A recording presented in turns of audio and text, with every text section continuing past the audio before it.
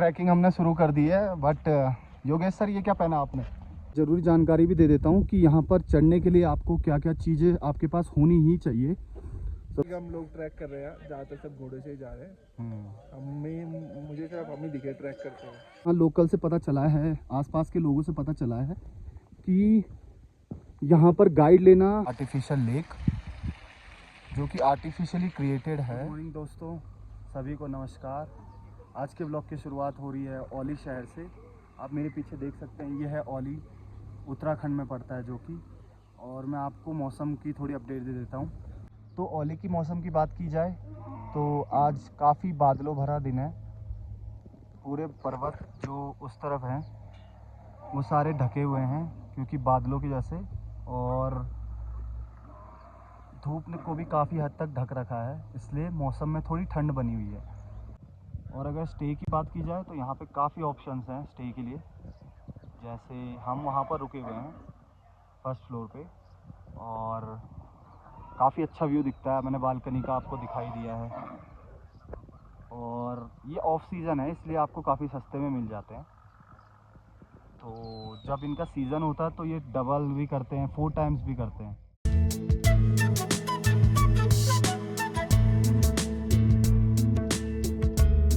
और एक और बहुत ज़रूरी बात कि वहाँ पर आप पर्सनल व्हीकल नहीं ले जा सकते, जैसे बाइक, कार। तो आपको घोड़े या पैदल ही जाना पड़ेगा वहाँ तक। तो जैसा आपको कंफर्टेबल लगे वैसा कर सकते हैं। ये ऑफ सीज़न है तो घोड़े वाले भी ज़्यादा चार्ज नहीं ले रहे हैं, और केबल कार्ट का तो फिक्स रहता है 500 रुपये, ऊपर और नीचे दोनों साइड छोड़ने का। और आपको टेंटों की व्यवस्था भी मिल जाती है, मतलब आप अगर आपको कैंपिंग करनी है तो उसके भी ऑप्शन है यहाँ पे, और ये काफ़ी सस्ते ऑप्शन है। तो औली की बात की जाए तो यहाँ पर घूमने के लिए 7-8 पॉइंट हैं। तो मैं भी यहाँ फ़र्स्ट टाइम आ रहा हूँ, तो मैं थोड़ा बहुत बता देता हूँ जो मुझे लोकल से पता चला है। कि आपको फर्स्ट केबल कार्ट से आपको 800 मीटर छोड़ेंगे आर्टिफिशियल लेक जो कि उस तरफ है, और फिर वहाँ से आपको घोड़े पिक करेंगे और आपको जो मेन औली जो डेस्टिनेशन है 3-4 पॉइंट जंगलों के बीच से होते हुए वो दिखाएंगे।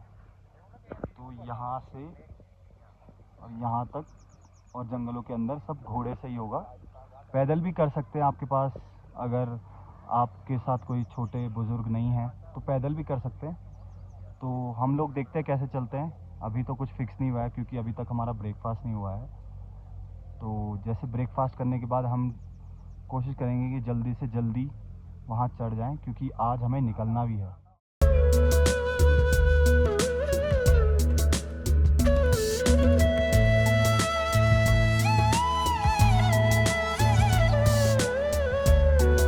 हमने अभी ब्रेकफास्ट कर दिया है।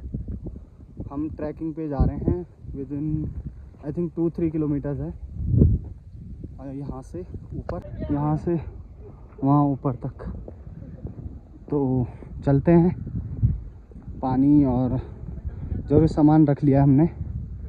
मौसम भी आज धूप नहीं है बिल्कुल भी, हवाएं चल रही ठंडी। ट्राई करेंगे कि जल्दी से जल्दी कर ले कवर, क्योंकि बारिश आने के चांसेस भी हैं बहुत।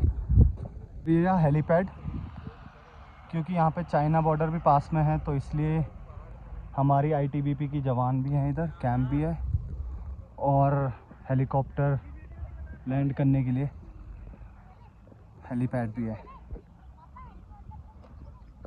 और ट्रैकिंग हमने शुरू कर दी है, बट योगेश सर ये क्या पहना आपने? स्टाइल है बाबू भैया। अंदर रेनकोट, बाहर जैकेट।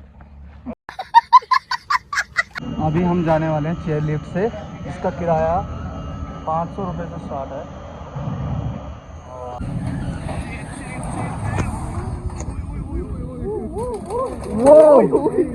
ओ भाई,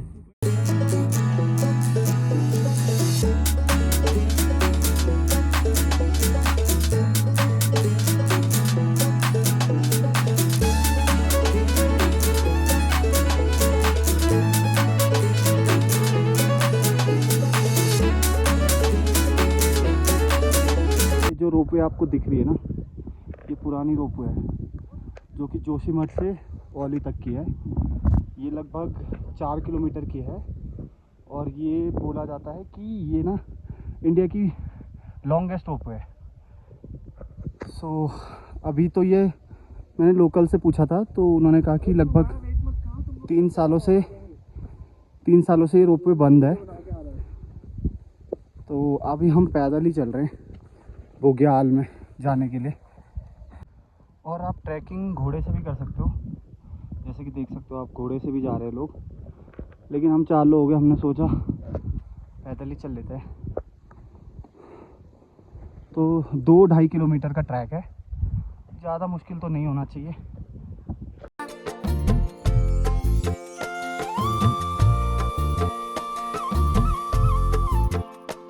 यहाँ पर है जोशीमठ से ओली तक की रोपवे, जो कि आपको डायरेक्ट यहाँ पे छोड़ती है। 10,200 फीट पे है, ये लिखा भी है वहाँ पर। तो हमें इतना ट्रैकिंग नहीं करनी पड़ती अगर हम रोपवे से आते जोशीमठ में, बट अभी ये बंद है। तो आप भी देख लें, अगर आप आ रहे हैं तो अगर रोपवे है तो ropeway is the best option.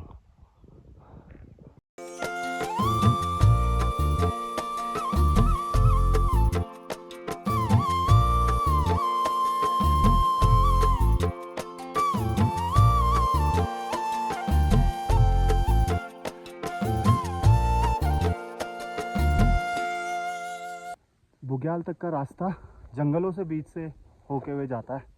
मैं आपको दिखाता हूँ, चारों तरफ जंगल ही जंगल है, पेड़ ही पेड़। और हम लोग फाइनली पहुँच गए हैं बुग्याल।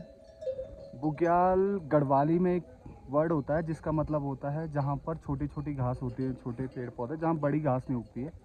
तो मैं आपको दिखाता हूँ कैसा है बुग्याल दिखने में। तो बुग्याल कुछ ऐसा नज़र आता है। ये जब बर्फ़ पड़ती है और सुंदर नज़र आता है। अभी तो बर्फ़ नहीं है इसलिए, बट तभी भी बहुत खूबसूरत लग रहा है। अब देखिए यहाँ पे कितनी कम भीड़ है। जनरली आप जाते हो मनाली शिमला तो वहाँ काफ़ी भीड़ होती है, बट यहाँ पर बहुत कम भीड़ है।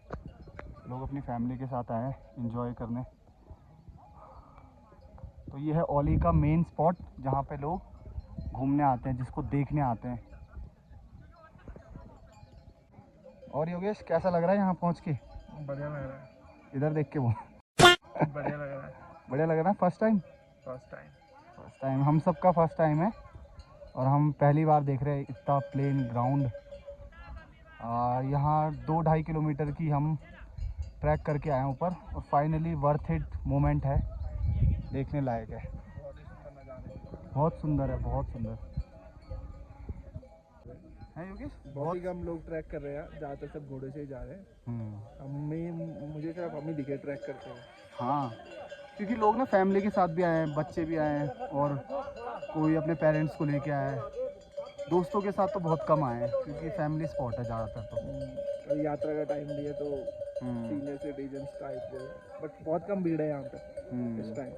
ऑक्सीजन आने का फ़ायदा होता है काफ़ी, तो उसमें सबसे बड़ा यही फ़ायदा। अगर आपको भीड़ भाड़ नहीं पसंद है तो आपको इसी टाइम ऑक्सीजन ही जाना चाहिए कहीं पे भी। हाँ, और अगर हम ऋषिकेश में होते तो भाई अभी तक तो जाम में ही होते। चलो चलते हैं।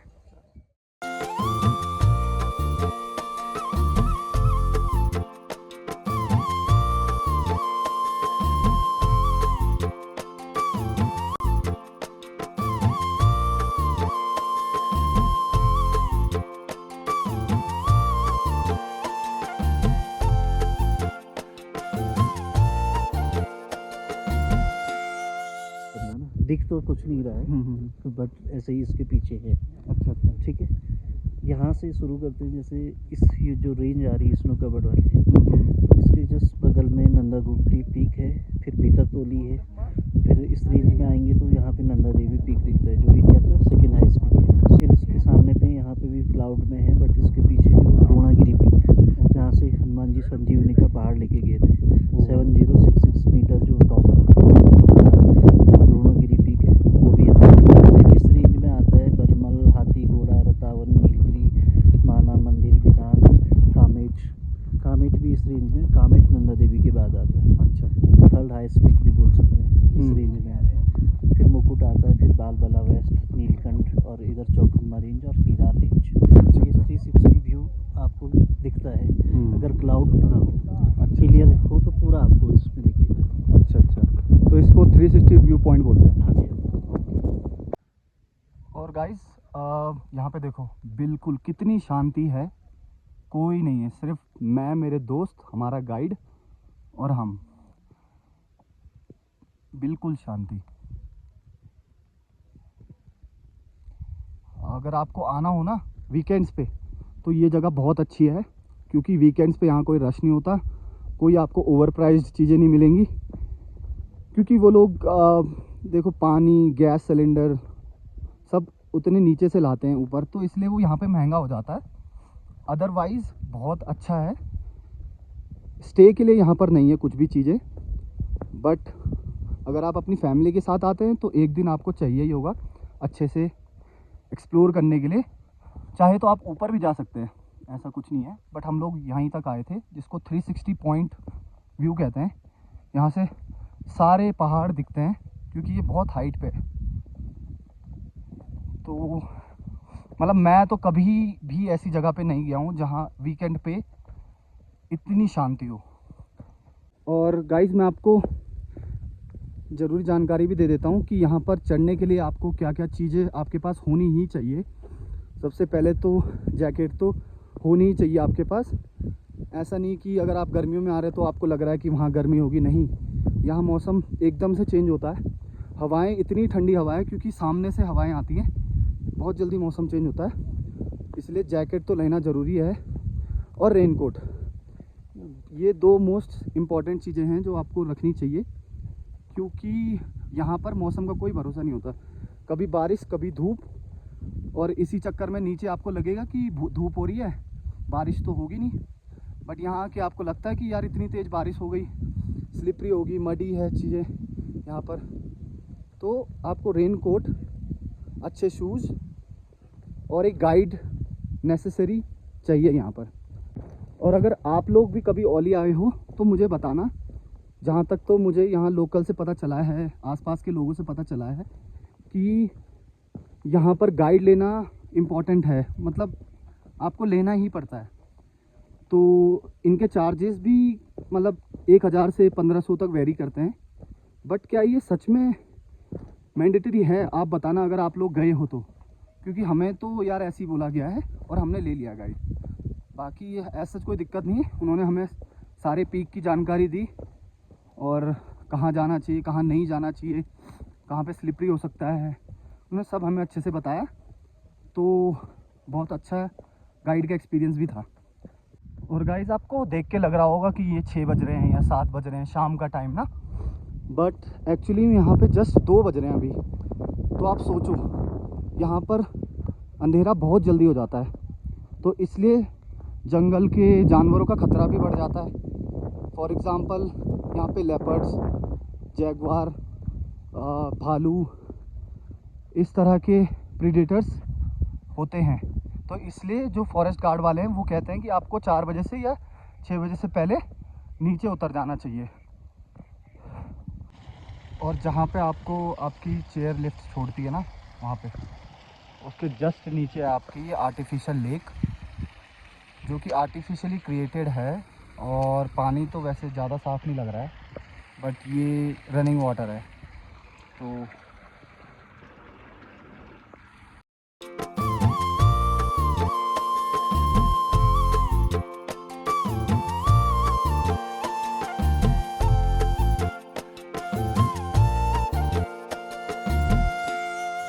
गाइस अभी हम उतर गए हैं नीचे, हमें ऑलमोस्ट 40 मिनट्स लगे 11,000 फीट से 10,000 तक आने पे।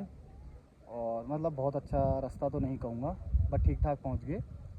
और एक एक जो ज़रूरी इन्फॉर्मेशन है वो ये है कि हम यहाँ से नीचे भी रोपवे से जाने वाले हैं, तो टिकट का किराया जो होता है वो 500 रुपये होता है, और दोनों साइड का 500 रुपये होता है। तो ऐसा नहीं हो सकता कि आप सिर्फ एक साइड का टिकट कराएं, मतलब आपको दोनों साइड की करानी पड़ेगी, और वो 500 रुपये पर पर्सन पड़ता है। तो मेरे हिसाब से फेयर प्राइजेज़ हैं, बट जो ऊपर जो हवा के साथ आप जो नीचे जा रहे हो ना भाई, वो एक्सपीरियंस बहुत अलग है, और वो बहुत किस्मत वालों को ही मिल पाता है।